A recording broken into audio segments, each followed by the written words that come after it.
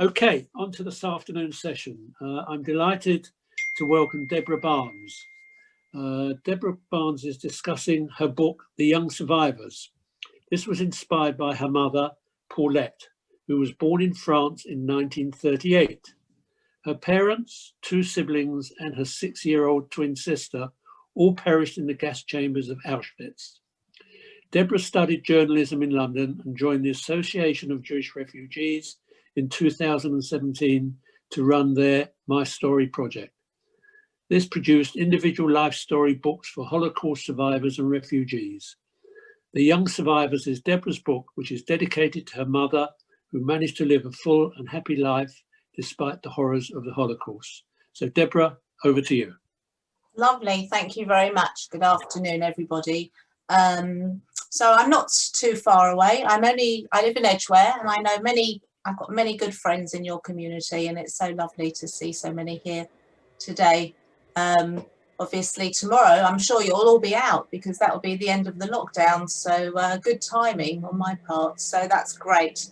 So thank you very much for the introduction. I'm going to go straight in. I'm going to share my screen and I'm going to go through a little presentation with you, and hopefully we can have a question and answer session at the end. So here we are. I'm going to do this, and I'm going to ask the obligatory, can everybody see this? Can you all see just one slide? Yes, we can. Lovely. Okay, so I'm just going to move my thing over to the side of it. Okay. Oh no, I want to put this at the front. Sorry, let me just move this back where it was before. It's gone to the bottom. Okay. So this is a picture of my book, The Young Survivors. It's my debut novel and it was published in July this year. So being a debut novelist, launching your first book during a global pandemic is somewhat challenging, but it has given me the opportunity to do lots of online talks like this one, which I've found very interesting, and I might not have had the opportunity to do if it weren't for the lockdown. So there you go, swings and roundabouts. So let's go straight into it. In 2006, my cousin in America came across this book on the internet. The book is written in French by Denise Holstein, and the title translates to, I Will Never Forget My Children of Auschwitz. This is the photograph from the front cover, slightly enlarged so you can see it more clearly. It was taken on the steps of an orphanage for Jewish children in a village just outside Paris in 1944. Here is Denise on the side, who wrote the book that I just showed you. You can see she has a yellow star on her blouse. She was 16 years old here, and she had the responsibility of looking after this group of children here who are the youngest at the orphanage. And there on the back row is my mother. And next to her, my mother was Paulette, and here is her twin sister, Annette. They look quite different there. We believe that my mother must have had head lice and had her head shaved recently before this picture was taken, because her hair was that much shorter. When we first came across this book and my mother saw the front cover, she was shocked. She was 5 or 6 years old here, and it was the first time she'd ever seen a photograph of herself at that age. In her book, Denise writes that all the children in this photograph were murdered at Auschwitz. She had no idea that my mother was still alive. My mother never spoke about what happened to her during the war. In fairness, she was very young. She was born in 1938, but it was also very painful for her to speak of it. And so the Holocaust was never discussed in our family. It was only after my mother died in 2010 that I started my research. And when I found out the incredible story of her childhood, I knew I had to write a book about it. And that's how I came to write The Young Survivors. So let me tell you my mother's story. This is the Sklar's family, taken in 1938. These were my grandparents, my grandmother Cecile and my grandfather Tretel. They were both born in Poland, but left there for France around 1920. They met in France and married in 1924. These three boys are my uncles. The eldest, Jacques, the youngest, Nathan. I hope you can see the cursor that I'm moving around here. And Jean, who was the middle son. Now remember Jean, because I'm going to show you another photo of him shortly. The two baby girls were my mother and her twin sister. At this age, we can't tell them apart, so we don't know which one was which. The family were living in Metz, which is here. Shortly after World War II started, in September 1939, families with young children were relocated from Metz to other towns away from the German border. At this point, the families were moved away for their own safety. My grandparents were lucky. My grandfather had a car which he used for business. He was a clothing merchant. Of course, once the whole family were in the car, they only had space to take a few more essential items with them. All their other belongings were left behind. My grandmother washed the floors of their apartment before they went and left everything neat and tidy for when they returned. But they never returned. Excuse me, I'm going to have some water.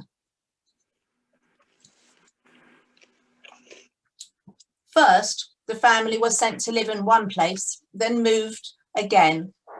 But after a few months, in January 1940, they arrived at their new home in a tiny village called Virelais, which is near Poitiers, which is here on the west side of France. They were allocated a farmhouse, which they shared with my grandmother's brother and his family.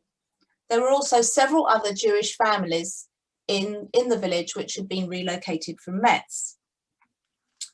This is a photo of my Uncle Jean in front of the farmhouse, which he went to revisit several years later. He was 11 when they went to live in the village, and as you can see, he was quite significantly older here. The village of Virelais mainly consisted of houses built either side of a main road, but the farmhouse my family were living in was a little bit hidden off the beaten track. The adults thought this was probably a good thing, but of course my mother and her twin sister weren't even 2 years old yet, and all they wanted to do was sit and eat and play and sleep. My grandfather wasn't able to carry on with his clothing business. He offered to join the French army, but was refused because he had a family to look after. So he got a job helping to make aerial bombs for the French Air Force. The local people from the village were friendly and happy to sell food to their new Jewish neighbours. My uncles went to the local school and played football with their new friends at the weekend. Everyone adjusted to life in a small village, which was quite different to the big city of Metz they'd come from.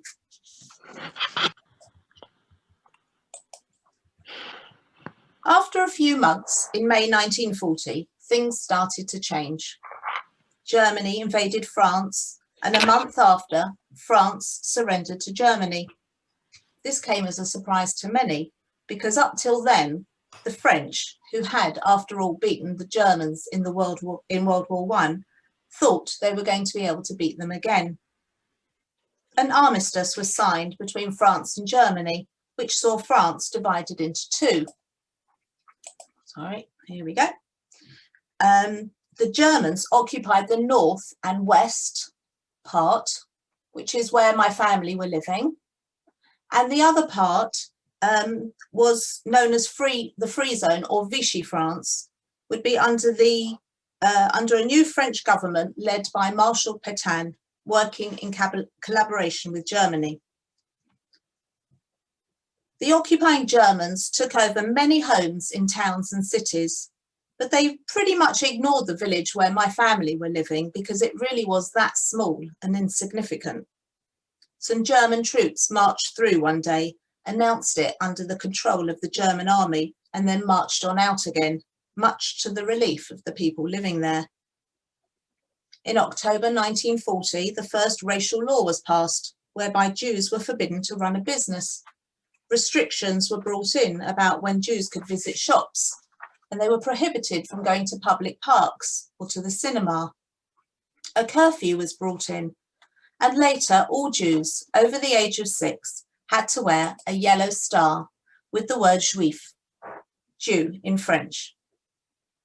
But still my family continued to live relatively peacefully in this small village. A year later, in October 1941, further racial laws were passed, gradually taking away more and more basic human rights from the Jewish people. They were no longer allowed to hold religious services that year, but when Rosh Hashanah and Yom Kippur came round, my grandfather offered their remote farmhouse to be used as a secret synagogue. They didn't have much in the way of furniture, but everything they did have, beds, tables and chairs, was taken out and put in the stables to leave as much room as possible for the Jewish neighbours to come and pray inside. The children had to stay outside because there wasn't enough space in the house for everyone. Over 100 Jewish neighbours came. They started to pray and to cry. They knew terrible things were coming. Of the over 100 people there, only 5 would survive the Holocaust. Nearly a year later, in July 1942, there was a knock on the door of the farmhouse. It was the middle of the night and everyone was asleep. No one heard the truck of French police and German soldiers come down the gravel driveway. My grandfather was arrested that night. The reason? For being stateless. He had been told to return to Poland and serve in the Polish army, but had refused. He'd been living in France for over 20 years. His family were all in France, and he had escaped Poland due to persecution. He had no wish to return there, and so they revoked his Polish citizenship. He had, as I said before, tried to join the French army, but he had been refused. He had applied for French citizenship, but again was refused. And so he was a citizen of nowhere, and that was the reason the police gave when they came to arrest him. It was mid-July. Pack warm clothing, they told him. You'll need it where you're going. He was sent straight to Auschwitz. According to the Auschwitz Museum, my grandfather was dead just over 1 month later, on the 26th of August, 1942. He never needed those warm clothes. We know, of course, that the arresting officers only told prisoners to bring warm clothing, to give them a false sense of security, and so they would hand themselves over without a fight. The cause of death is given as kidney disease, but he was a healthy man, just 40 years old. The Nazis would make up the cause of death. It's most likely he was murdered. And so began the dissection of my mother's family. On the 8th of October 1942, an order was given for all Jews in the area to be arrested and sent to the internment camp at Poitiers. The order stated, children born to foreign parents but of French nationality must not be arrested. However, children under the age of 6, even of French nationality, whose parents are to be arrested, must be left with their parents and consequently will be taken with them to the Poitiers camp. The order continues. These arrests must be made on the night of October 8th and at the latest on October 9th. And so the French police and German soldiers came again to the farmhouse in the middle of the night. This time they took everyone else from the house, calling out their names from a list, one by one, including my grandmother with my mother and her twin sister, as they were only 4 years old at this time. But in accordance with the order they were following, to not arrest children born to foreign parents but of French nationality, they did not call out the names of my 3 uncles, Jacques, Jean, and Nathan, who were then aged 17, 13, and 10. They took everyone away except for the 3 boys. The minute the curfew was lifted the next morning, Jacques, the eldest brother, went to the Gestapo headquarters in Poitiers. Jacques had no plan, but he knew he had to do something, anything. He knocked on the door of the office of the head of Gestapo and asked him to please release his young twin sisters who had been arrested the night before and taken to the Poitiers Transit Camp. The head of Gestapo looked curiously at my Uncle Jacques, who was only 17 years old. I think he must have been surprised by his bravery, but my uncle said he hadn't really thought about what he was doing. He was just desperate to save his young sisters. The head of Gestapo set him a challenge, no doubt for his own amusement. He said to Jacques, "There's a restaurant in town called Le Jet d'Eau. Can you tell me what it would be called in German?" Jacques knew some German from having grown up in Metz. Half of the people there spoke the language as it was so close to the German border, so he took a guess. He said, "I think it would be called Waschenspritz in German." "You are correct," said the Gestapo. "Take this note to the French police and they will release your sisters." I learnt this information from watching my Aunt Jacques' testimony to the Shoah Foundation, because he died years before I started my research. When I heard this story, I admit I was slightly skeptical because it sounded so incredible. But later, a copy of that actual note was discovered at the Holocaust Museum in Washington, D.C. Here is my Uncle Jacques telling what happened next. I went to the door, to the gate, and I gave the guard the papers, and I told him what it was. And he walked into the office over there, and sure enough, about a half hour later, the two girls came walking out, and my mother was at the gate, saying they could care of them. And I put them in the wagon that I had attached to my bicycle. Did you speak with your mother at this time? I don't remember anymore. I'm talking about 1942. Did you ever see your mother again after this? No more. That was the end of it. The twins were allowed to leave, but their mother was not. In a matter of days, my mother was sent to Drancy in Paris, and from there straight to her death in the gas chambers of Auschwitz. She was 41 years old. The twins were 4. The twins were 4. Now all the grown-ups had been arrested, never to be seen again, and the only ones left at the farmhouse were the 5 children, ranging in ages from Jacques, who was 17, to the twins, who were 4.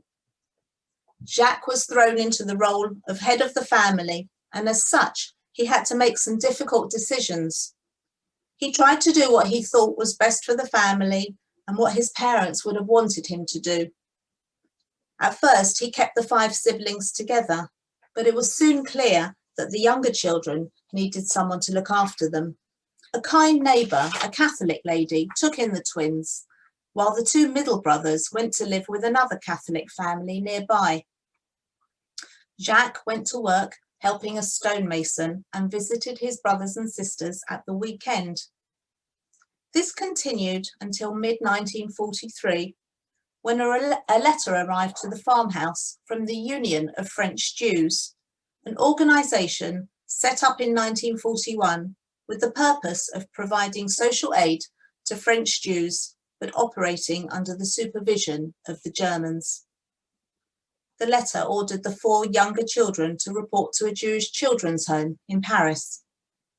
Jacques was told that his brothers and sisters would be well looked after and safe there, so he made the arrangements to take them to Paris. It was a long journey by train, and Jacques would not be able to stay because of the curfew. This children's home was full of Jewish children whose parents had been arrested and deported to the concentration camps. Effectively, the children were all orphans, but no one knew it at the time. They all hoped that their parents would come home one day. The youngest, like my mother and her sister, hardly remembered their parents by this time. It had been nearly a year since they'd been last seen, which was a long time in their short lives. The children's home was run by a Jewish organisation, but under the watchful eye of the French police and German soldiers who were in collaboration. Every few days, a German soldier would come with a list of the children and ask if they were all still there. He wouldn't actually count the children himself. The people running the home knew that they would be punished if any of the children ran away, so they made sure it didn't happen. After just a week or so, my uncle Jean, then aged 14, was moved to a trade school in Paris as he was considered too old to be at the children's home. And so continued the dissection of the family. Now only the youngest brother Nathan and the twin girls were still together. In this photo, you can see my mother and Annette, their brother Nathan, and this is Denise, who wrote the book that I showed you at the beginning. A few months later, in September 1943, the children were moved away from the centre of Paris. My mother, her sister and brother were all sent to an orphanage in a suburb outside Paris called Louvciennes. One of the older children was assigned to be a monitor to look after the little ones. That was Denise. She was a teenager, but also one of the orphans. Denise was very kind to the little children and became almost like a mother to them. Denise would later tell me that the children were happy there. They were too young to understand what was happening in the world. They played games and put on shows. And at the front, this is my mum, this is her brother Nathan, and this is Annette.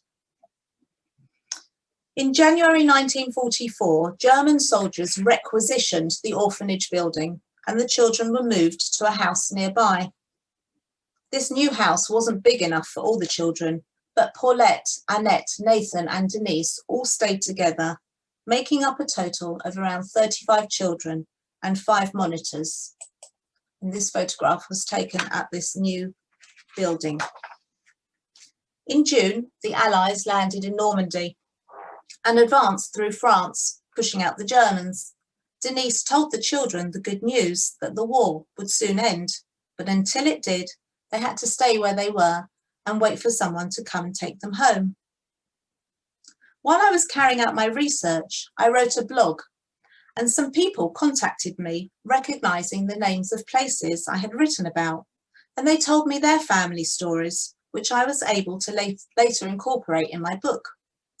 One such person was Laurence, whose mother, Martha Schwarzbart, had been in the same orphanage in Louvciennes. Martha had a brother called André, who managed to visit and kidnap his sister and take her away to safety. André Schwarzbart went on to write a book called The Last of the Just, which won the most prestigious prize in French literature and also won the Jerusalem Prize. Laurence and I have become friends, and she's kindly recorded a short extract from Denise's book, which explains what happened on the 22nd of July, 1944.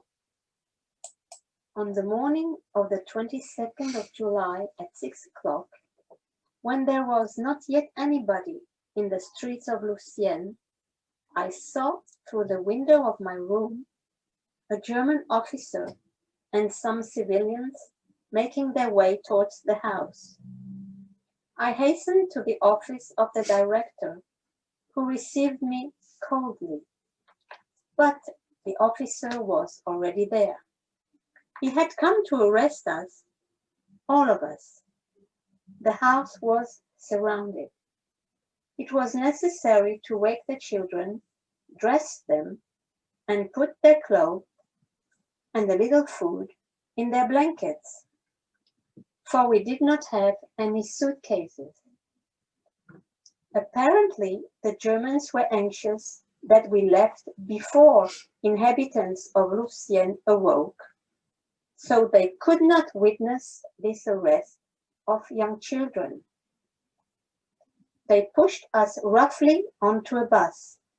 The little ones didn't understand what was happening, and we told them we were going to the country.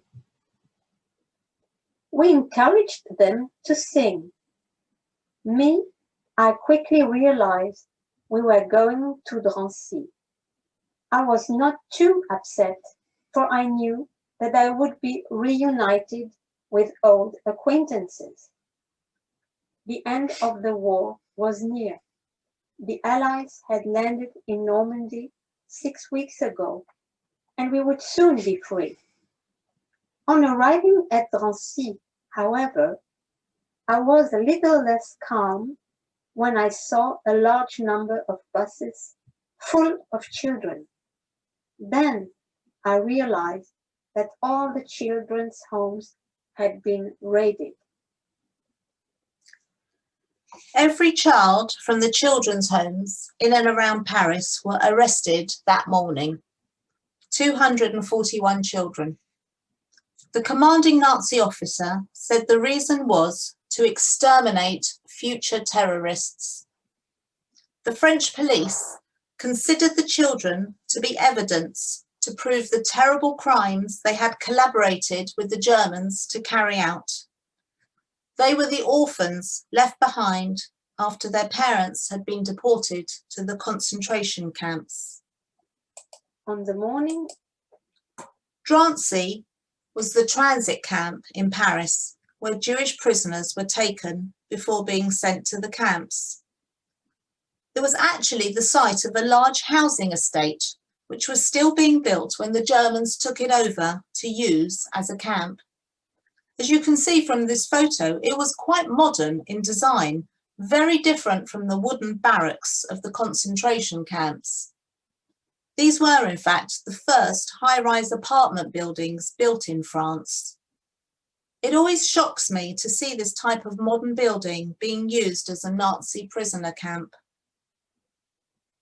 9 days after arriving at Drancy, the children were sent on convoy number 77 to Auschwitz and immediately to their deaths in the gas chambers. Denise was saved because she was older and selected to work as forced labour. My mother's twin, Annette, aged 6, and their brother, Nathan, aged 12, were murdered on arrival. The final act in the destruction of my mother's family.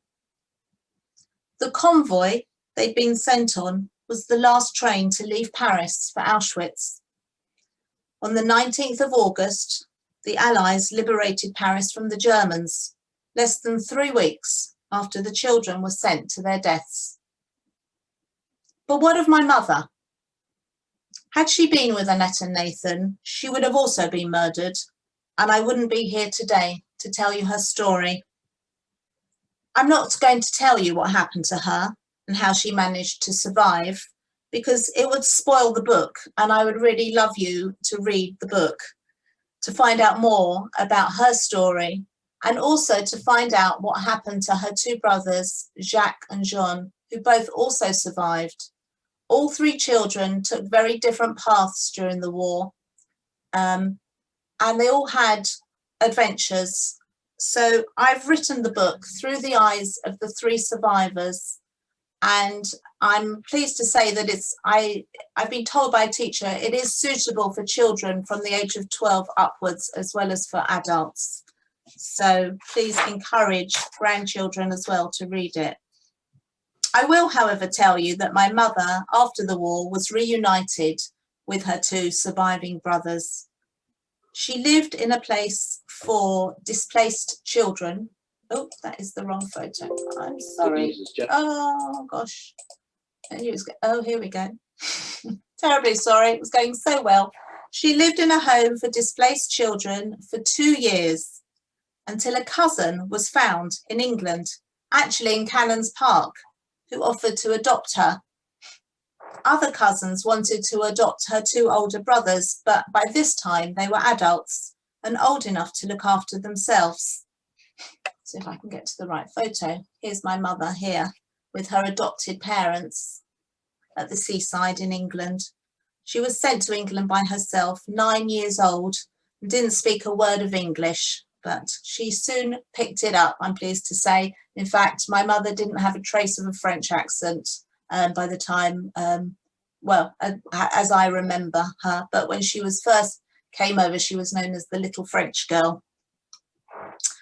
Despite what she went through as a young child, my mother managed to live a full and happy life until she died in 2010. Her 2 surviving brothers, Jacques and Jean, settled in America and also had happy lives. Jean is in fact still alive and well at 91 years old. When I finished my research, I knew more about my mother's life than she ever did.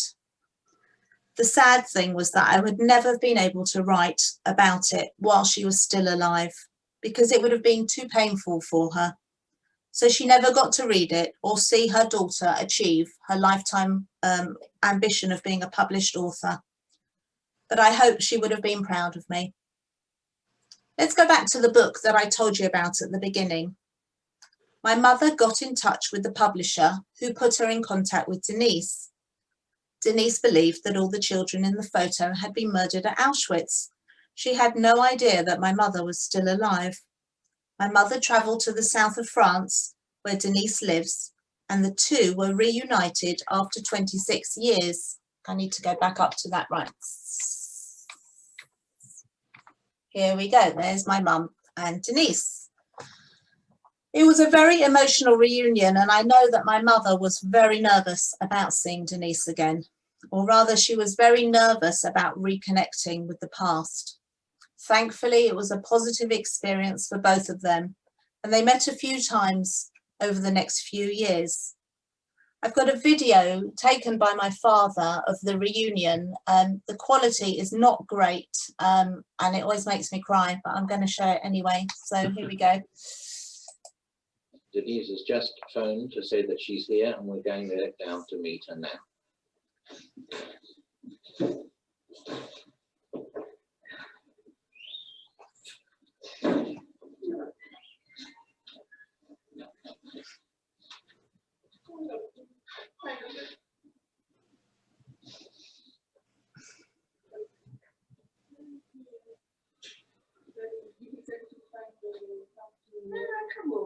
I've been sitting on the phone.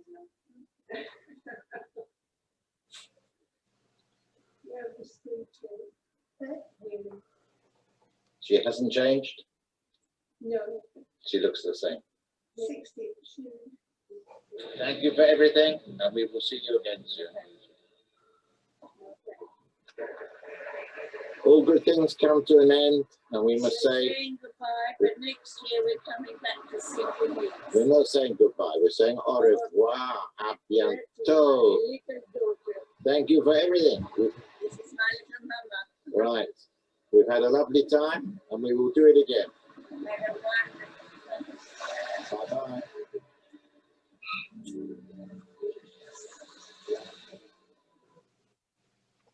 Pretty emotional stuff for me, at least. Easy. I went to visit Denise myself a few years after Mum died. And this lady, blonde lady, is another friend of Denise, a historian called Francois, who was there at the same time as me. She was able to tell me about the day-to-day lives of the children in the orphanage, and it was so good to hear that they didn't suffer any cruelty there. Denise is still alive today. She's still living in the south of France, drinking champagne and smoking cigarettes. And she's absolutely fabulous. So that's very nice. But Mum died in 2010. And it was only after she died that I felt able to research my family history. It would have been too upsetting for her if I'd done the research while she was alive. It was kinder to leave her not knowing how her family died. I'm not sure that I was ready to do the research before either. It was a very difficult process to go through.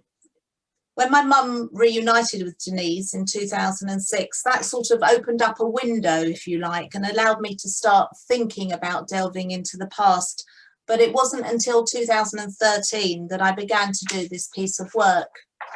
When I was able to, I did my research by watching recorded testimonies, speaking to my uncle Jean, visiting France several times, and this is another time that I went to the Shoah Memorial in Paris.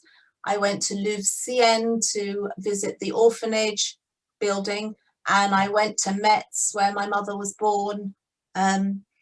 I met local historians, and obviously I read lots of books and trawled through online archives.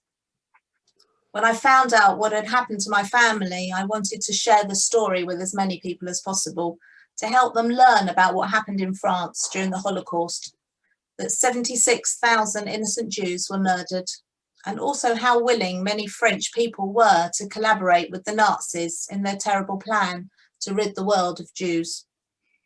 It wasn't until 1995 that the then president of France, Jacques Chirac, acknowledged France's part in the persecution and deportation of Jews during the Second World War. My mother was not able to tell her story, so I do it for her.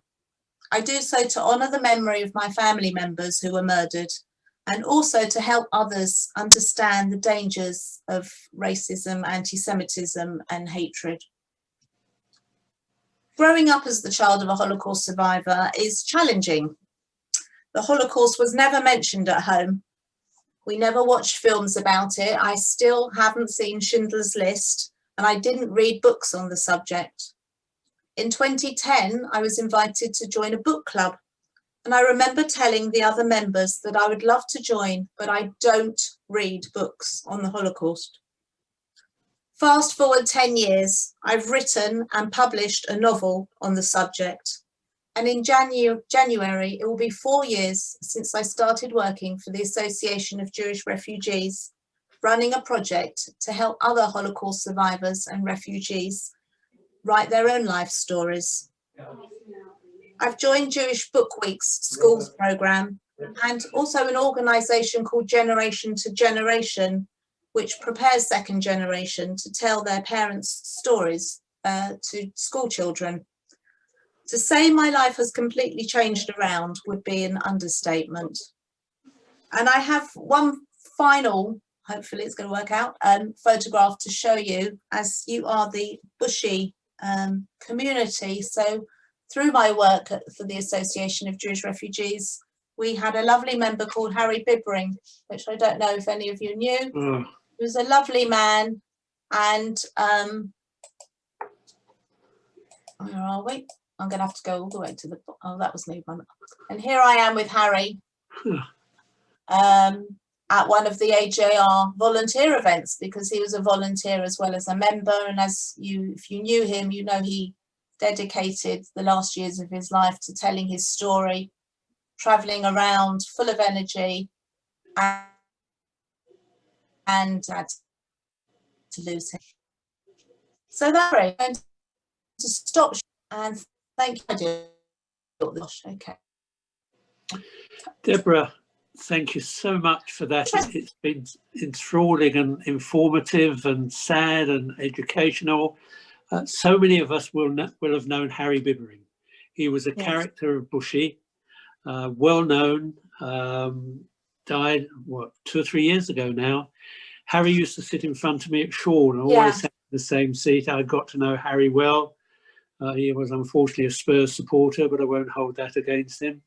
But a wonderful character who spent an enormous amount of his time, not only in this country, but internationally, trying to educate people about the Holocaust. A really great guy. Your story is amazing. I mean, it's just some of the facts you throw at us or give us as part of the book, you know, when the 105 people in the farmhouse and only 5 survived. The 241 children were all murdered in Auschwitz. It's just, you know, these facts are just keep coming at you. I don't know, some of us will have seen the program. I don't know if you saw it, that Robert Rinder was on 2 or 3 weeks ago. I haven't seen all of it, no. But Oh I've seen gosh, it. that was quite an eye-opener and a very sad one for him and his mother. He took his mother back to the camps and places like that. They are really amazing stories, and we've had a few of people like yourselves who've got information to partake and give to people. So this journey keeps being told to us. And last week we had somebody on, Robert, can't remember his name actually. Robert Bieber, who was on last week talking to us about the camps for the prisoners of war in this country, trying to re-educate the Nazis who were imprisoned here, which is a completely different angle on it. So and we've had other people as well, but it just is.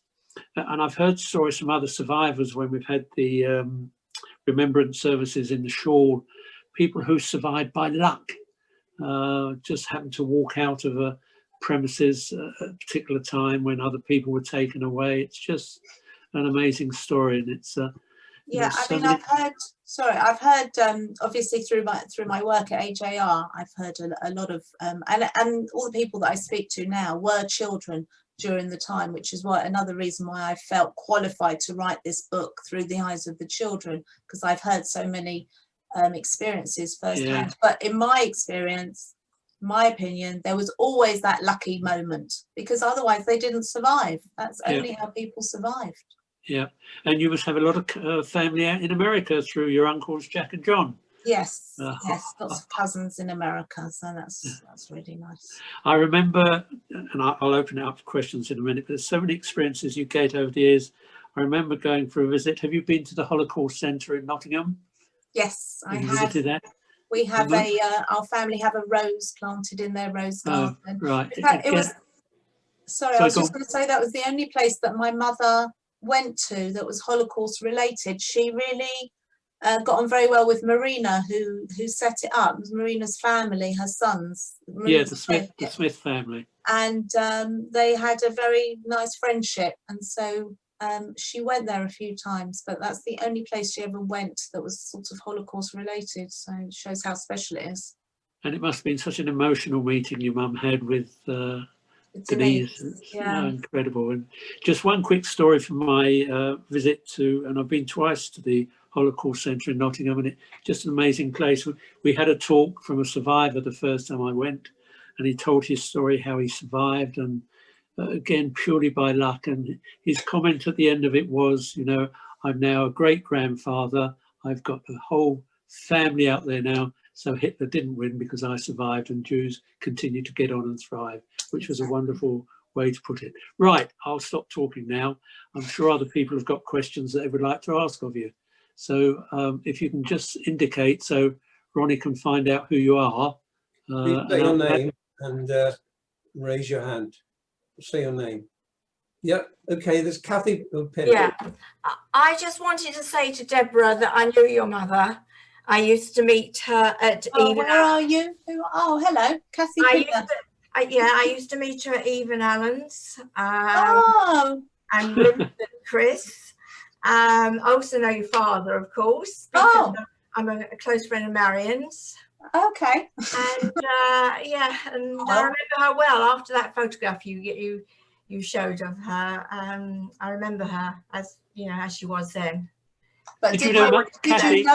Did you know? Kathy, can I ask? Did you know much about her story at all? Did she talk to you about it? No. We just socialised, and also there was a lodge connection with Morris. We had lots of mutual friends, and we still have with Deborah's father. But I've never met Deborah. No. Hello. You have now. Lovely. Anybody else? Yes, can I ask a question? Is that can I ask a question? Yes. Who are you? Martin Moss. Go on, Martin. Let me find you. Thank you for a very moving and interesting this talk. Can you tell me how you feel about the French when you visit? Do you have any emotional difficulties. I remember the first time I went back to Germany, I had to go on business, and I was actually physically sick when I got on a train from the airport to Frankfurt. How do you feel about the French people and what they did? Yeah, I mean, not great. There are, so this woman Laurence, I mean, you know, obviously I do know some Jewish people who are still living in France. I know quite a few of them have left in recent years. You know, now with Brexit and everything, people are looking at applying for passports. I am eligible for a French passport apparently, and I have thought, do I want a French passport? I'm not sure. I have been to France for four or five times to do research, but I don't think I would ever go there on holiday. It doesn't feel warm and welcoming to me. When I went to Berlin for the first time, also I felt very nervous about going there, but then Berlin, I mean, I went as a tourist, and so much of it is almost like the whole thing is just Holocaust, you know, memorials and museums and centres and things like that, and it really feels like they're making such an incredible effort. And I've met some German students who come and work with AJR.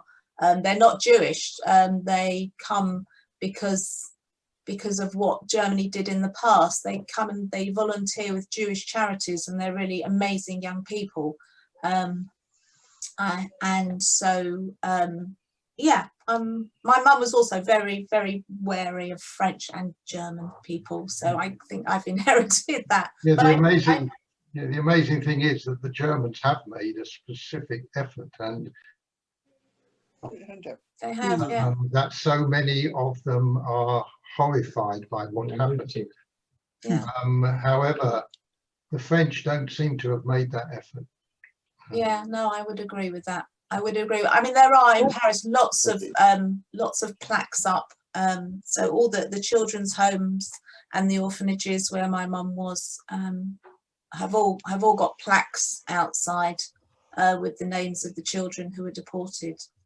Unfortunately, they got my mum's sister's name wrong for some reason. She was down as Danielle rather than Annette, and we haven't been able to get them to change it yet. But it's something, I suppose, yeah. Well, anyway, once again, thank you. It was very moving. Thank you.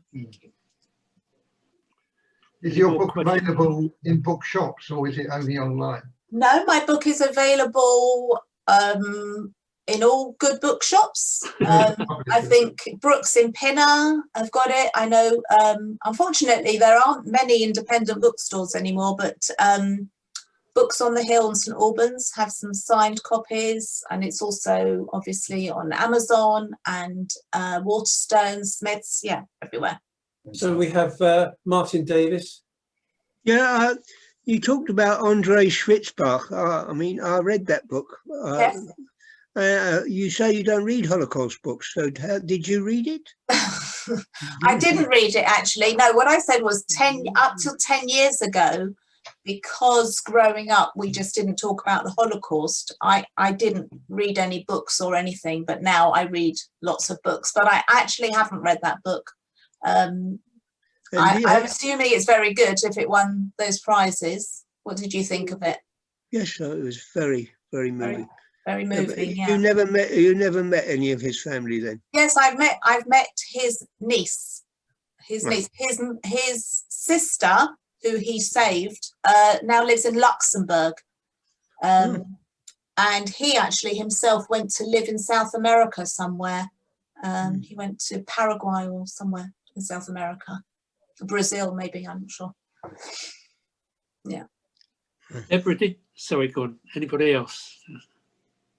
Debra, did you find any papers that your mother had kept after she passed away that alluded to her? She had a little, so the photograph of the family that I kept showing, that when I was growing up was in a little frame in the lounge, so it was always there and we always knew that it was the family. And I always knew that I only had one set of grandparents because the others had died, and that she'd had a twin sister, but she died. But you know, I didn't know any of the details, and I didn't know what had happened to my uncles. But she didn't have very much. But I have, in fact, I would say to anyone who's trying to do any research, keep looking, because I've very recently got some new information from the Arolsen files through the Wiener Holocaust Library, and I thought I had everything that there was to have, but they came up with some new information that I hadn't had before. When my cousin went to the Washington Holocaust Museum and gave the family name, they came back with over 400 documents. So because we know now what meticulous list keepers the Nazis were. I mean, I've got this book as well, which I'll show you, which is, when I talk to younger people, they don't know what a telephone directory is because they don't have them anymore, but you'll know. And these are the lists of transports from France to Auschwitz. And they literally just lists and lists and lists of names. And all these pieces of paper were people from my family, where we found their names on the transport that they were in, that they were on. So there's lots and lots of information out there. Of course, the best information is from someone directly, from someone who was there, and that's getting more and more difficult. But I did it in time, I think. So. Deborah, this is Daphne. Hello, I Daphne. just want to say thank you so much for, I think you approached me, I'm not sure, I can't remember. Yes, through my friend Elisa. That's right. She said, come and talk to Bushy. And I'm so pleased, and I say thank Elisa as well, because it was such an interesting, excellent presentation. Thank you so much. Thank you. It was a pleasure. It was so lovely to meet everyone. Thank you very much. And thank you. You know, read my book. Read my book. We will. We hear some amazing stories we've heard, because Sage used to meet face to face every Tuesday. We started these talks after Pesach in April of this year. And we've been going every Tuesday since, and we've had a whole variety of speakers on personal experiences and professional experiences. And we've heard a few on Holocaust survivors and Holocaust stories. In fact, next week, we've got our talk next week is by a guy called Michael Kushner, who's talking about the Jewish contribution at Bletchley, which is another angle on the war. And they're all so interesting in their own ways. And perhaps just one final question from me, if I can. Do you feel now, having got all this knowledge, there are so many questions that you would love to have asked your mum if you'd had the opportunity to talk to her? Well, absolutely, absolutely. But I honestly, I don't think she, you know, whether it was partly because she was so young, and also the trauma, and you know, when I think about, so also part of the research I did for the book was about twins and how it feels for one twin when their twin dies. So the survivor guilt, the guilt of being the one. Another fascinating book I've read recently, this is very new, it's called Survivors, Children's Lives After the Holocaust. Absolutely fascinating, especially for me. And it's case studies of child survivors. And it says here that people in the situation that my mother was in, well, first of all, they weren't considered survivors. So they were told, you're the lucky ones, get on with your life. Think about all those who died, who perished. And they weren't considered survivors. They didn't get any help. You know, it was just like, and don't talk about it. And that's it. So it's not surprising that everybody grew up with a whole load of hidden baggage and trauma and, you know, hang-ups and things. But also, they say that children survivors who are adopted or taken in by relatives were actually even worse off, because the relatives were always there to remind them about the family members who hadn't made it. And so yeah, I mean, I would love to have asked my mum questions, but I would also love to have maybe been even more I don't know, comforting and just try to help more. Not that I didn't, but have your uncles told you a lot more, sort of in terms of their experience? So my uncle, the middle uncle John, yeah, I mean, absolutely, they had like adventures. So my book is almost like an adventure book. You know, they really did. They went camping with the scouts. They tried to cross over to the border into Switzerland. They went, you know, running. Jacques joined the resistance. You know, it was really, you know, a completely different experience for them. So obviously they lost their parents and their family members, and they'll never be able to get over that. But their experience during the war was a completely different one. So, and one that they like to talk about. And, you know, my uncle sits and watches Holocaust documentaries all day long. So it's just, yeah, different. Difference of a few years. Yeah. Yeah.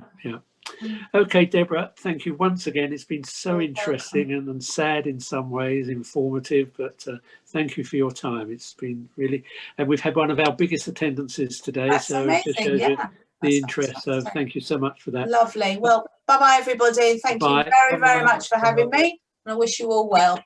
Thank you.